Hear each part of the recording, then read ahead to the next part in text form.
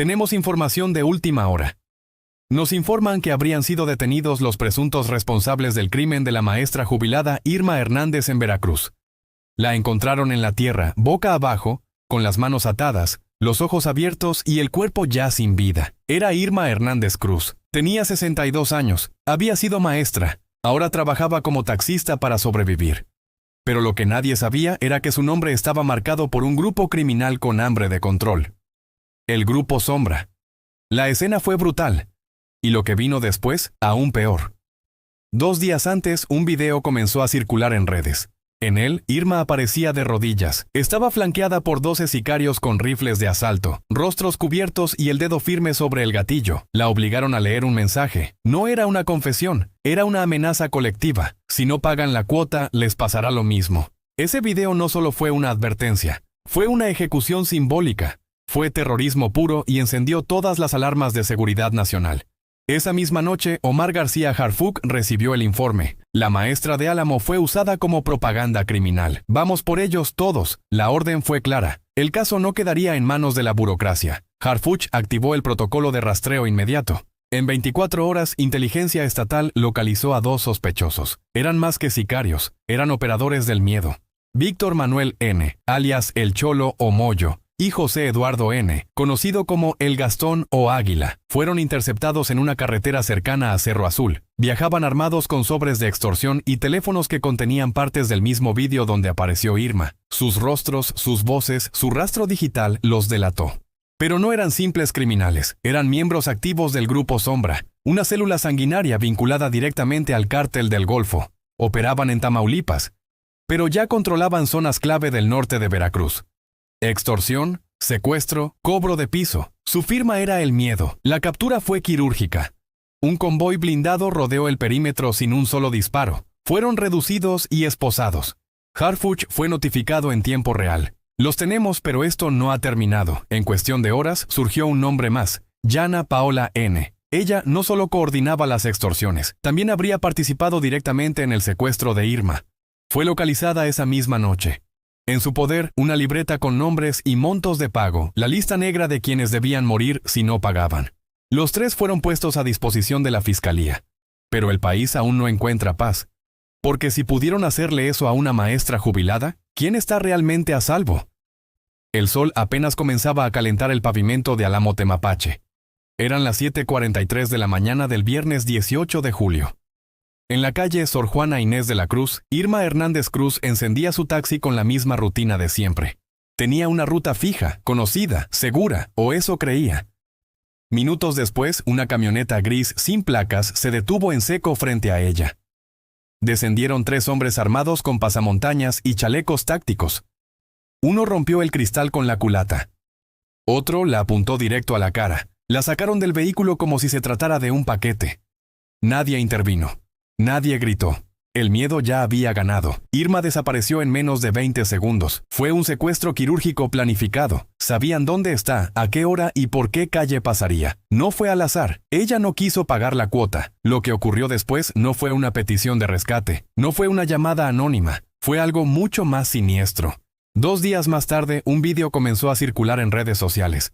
Primero en grupos de WhatsApp de taxistas, luego en Facebook. En cuestión de horas ya estaba en todas partes. Lo compartían con rabia, con miedo, con impotencia. En la imagen, Irma aparecía arrodillada, con el rostro cansado, las manos atadas al frente y la voz temblorosa. Detrás de ella, una formación de 12 hombres armados, algunos con fusiles R-15. Parecían soldados, pero no lo eran.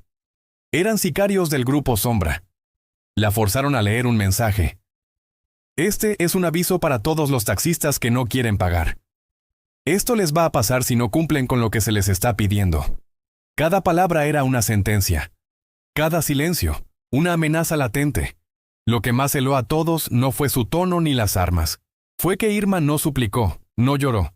Sabía que aunque obedeciera, no la dejarían ir. Su rostro lo decía todo. El miedo ya había hecho su trabajo. El video no era solo un castigo, era propaganda. Una pieza de terror diseñada para sembrarse como pólvora digital. Y funcionó. Esa misma noche, decenas de taxistas abandonaron sus rutas. Algunos huyeron del estado, otros comenzaron a pagar. Para cuando las autoridades reaccionaron, el Grupo Sombra ya había ganado una batalla psicológica. Harfush no tardó en responder. Ese video fue una ejecución mediática y vamos a devolver el mensaje.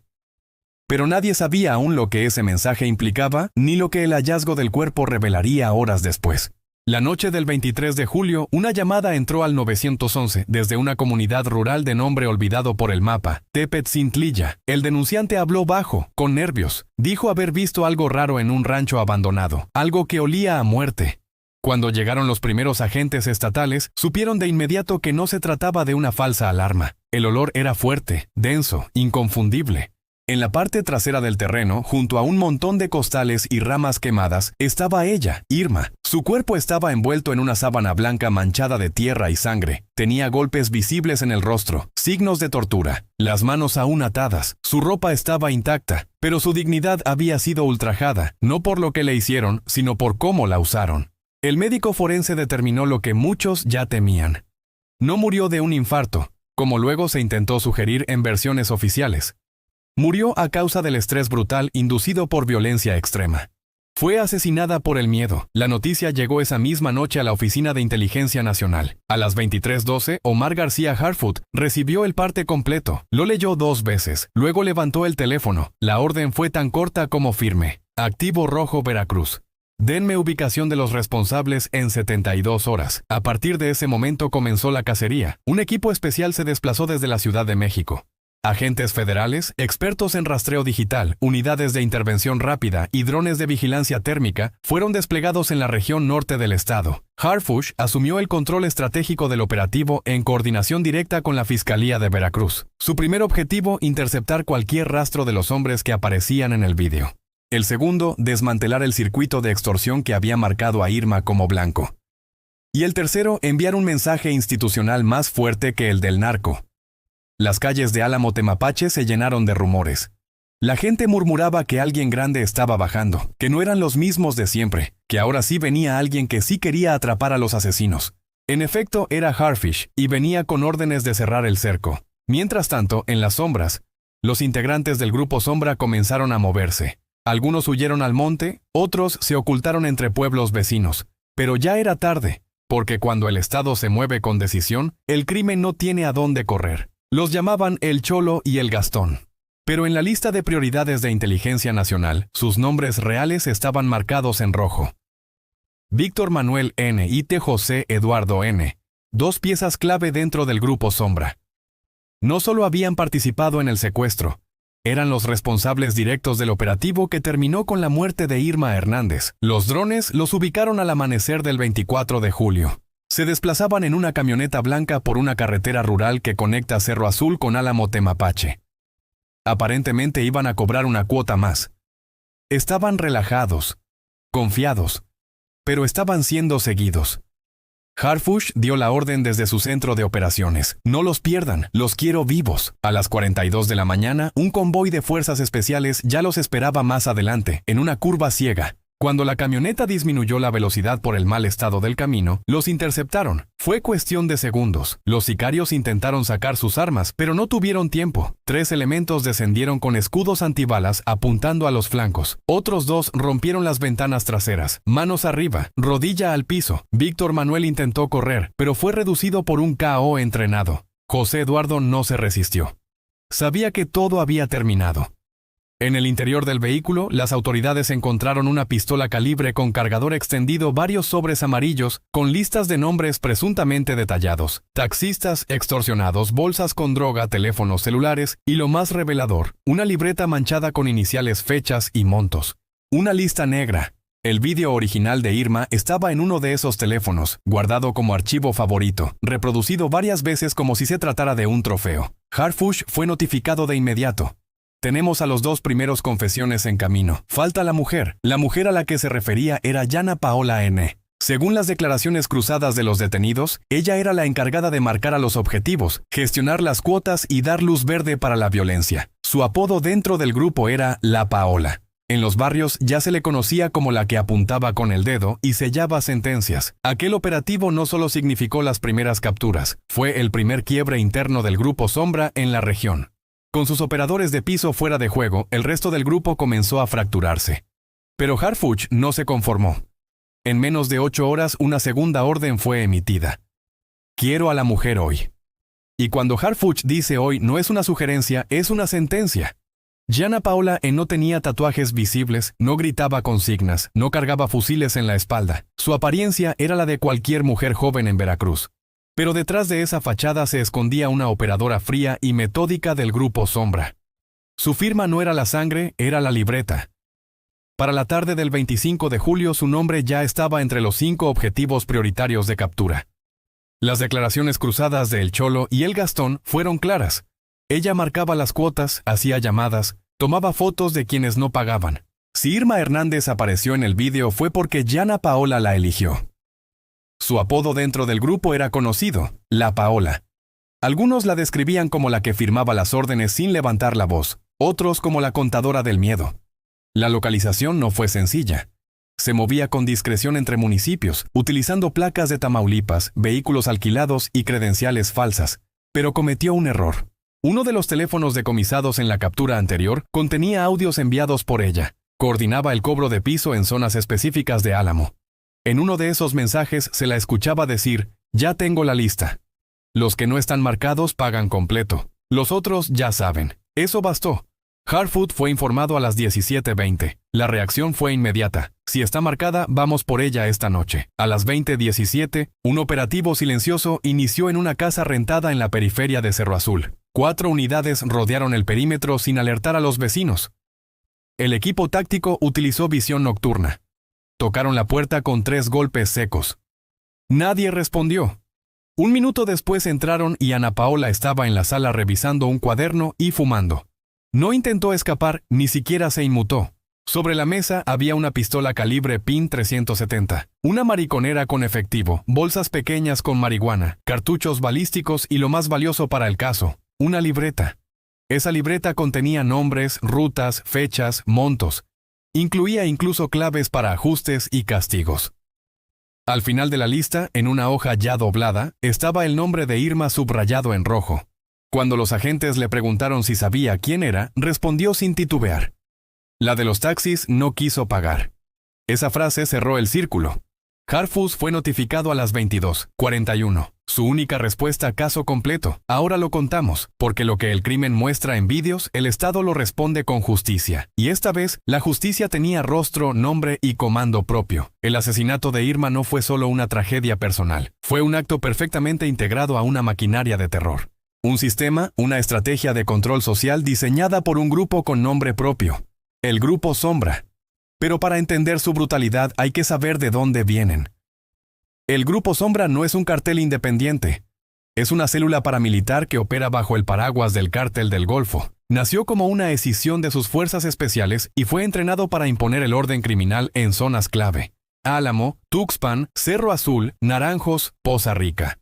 Su forma de operar combina inteligencia local, castigo ejemplar y control absoluto del miedo. A diferencia de otras organizaciones, ellos no se esconden, se infiltran. Utilizan uniformes falsos, radios encriptados, camionetas sin placas, cobran piso a comercios, transportistas, taxistas, pero lo que más los distingue es su uso de la propaganda del terror. El video de Irma no fue un acto aislado, fue parte de un patrón. En los últimos 6 meses, Inteligencia ha detectado al menos 7 casos similares. Víctimas obligadas a grabar mensajes antes de ser ejecutadas. La diferencia es que esta vez el rostro era conocido. El de Irma, maestra, taxista, madre. Esa cercanía fue lo que encendió la alarma.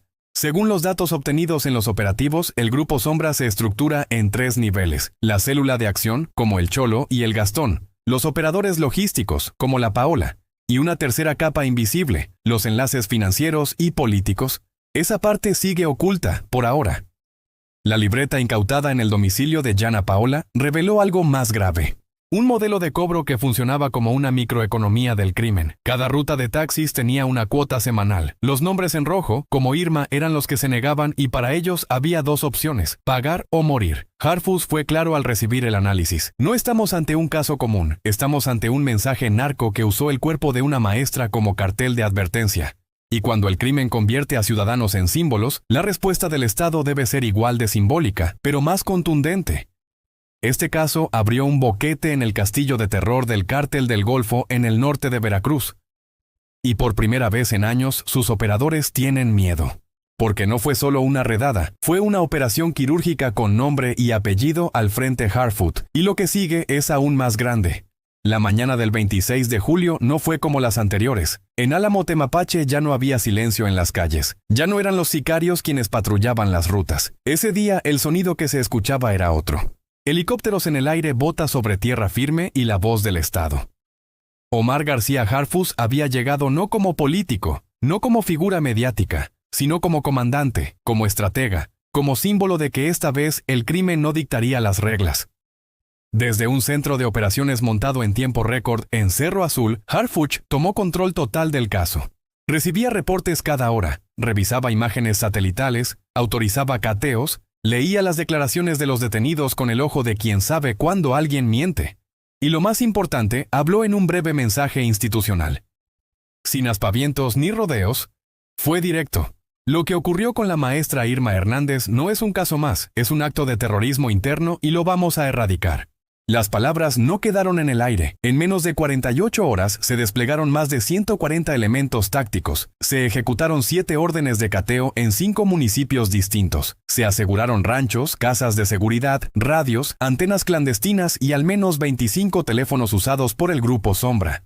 Harfuch autorizó una medida excepcional: suspender temporalmente rutas rurales en zonas de riesgo y proteger con fuerzas estatales aquellas donde los taxistas denunciaron amenazas. Pero su estrategia no se limitó a los golpes visibles. Ordenó un seguimiento financiero a las redes que movían el dinero del cobro de piso. Congeló cuentas, intercept, transferencias, cruzó listas de cobro con nombres de funcionarios locales y en silencio comenzó a construir los expedientes que llevarían a un segundo golpe, esta vez más arriba. La gente en la región lo notó por primera vez. No eran los vecinos quienes preguntaban dónde está la autoridad. Era Harfuch quien llegaba preguntando quién fue el que les falló primero. Su presencia no era espectáculo, era aviso, porque si Irma fue usada como mensaje, Harfuch convirtió su muerte en un grito que retumbó hasta los límites de Tamaulipas. Aquel día, en un recorrido por una de las bases improvisadas, una madre se le acercó. Tenía lágrimas en los ojos. No le pidió justicia, le dijo algo más poderoso: gracias por venir. Pensé que nadie lo haría. Harfuch solo asintió y respondió con la única promesa que sabe cumplir: no nos vamos a ir hasta que esto se termine. El asesinato de Irma no solo paralizó un pueblo, rompió un pacto silencioso que se había instaurado en muchas comunidades de Veracruz, el de callar para sobrevivir. Por años cientos de taxistas, comerciantes y madres solteras pagaron sin hablar, aceptaron cuotas, miraron hacia otro lado, evitaron denunciar porque sabían que en su región el que alzaba la voz aparecía en una libreta como Irma. Pero esta vez algo cambió con los operativos encabezados por Harfuch. El miedo comenzó a moverse de los pueblos a los jefes criminales, de los taxistas a los sicarios, y por primera vez en mucho tiempo la gente empezó a hablar. Testigos que nunca antes se habían acercado ahora dejaban notas anónimas, grabaciones, ubicaciones. Aquí guardan armas, esta es la casa de uno de ellos. Ahí se esconden cuando patrullan. La confianza regresó, pero con condiciones. Todos lo sabían: si el Estado se iba, si los militares eran retirados. El Grupo Sombra volvería con más rabia, con más sangre, como si el crimen tuviera que vengar, que el miedo ya no le pertenece.